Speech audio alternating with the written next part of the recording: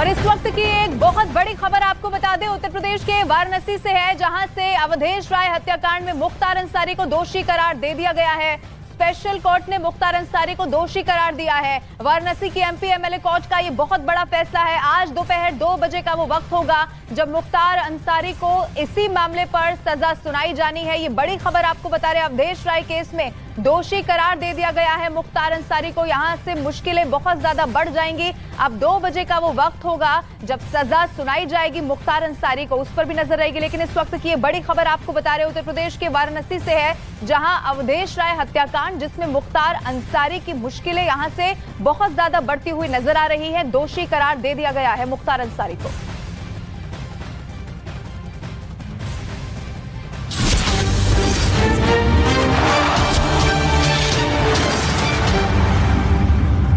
स्थानीय लोगों ने बताया कि हादसा बहुत ज्यादा भयानक था, इसका अंदाजा उन्हें पहले नहीं था, लेकिन जैसे जैसे वो आगे बढ़ते गए तो हालात को देखकर वो डर गए थे। फिर भी उन्होंने लोगों को रेस्क्यू किया।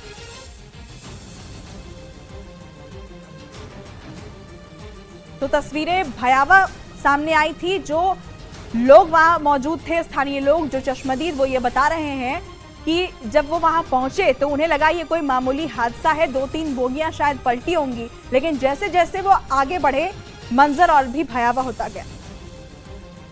गिड़गिड़ा रहते हैं कि भैया बचा लो, कोई पानी दो, ये दो। लगभग बहुत कुछ चिल्ला रहे थे। लगभग लोग का पैर गोड़ क्या ही नहीं पड़ा है भैया। तो ये कोई मामूली एक्सीडेंट नहीं है, हमारा कहने का मतलब है, कोई मामूली इंसिडेंट नहीं है।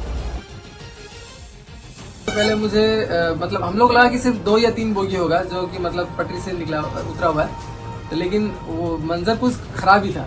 तो जैसे हम लोग को सिर्फ 2 बोगी सामने में एसी वाला बोगी मिला कंपार्टमेंट, तो हम लोग वहाँ से जितना रेस्क्यू कर सकते थे रेस्क्यू किए।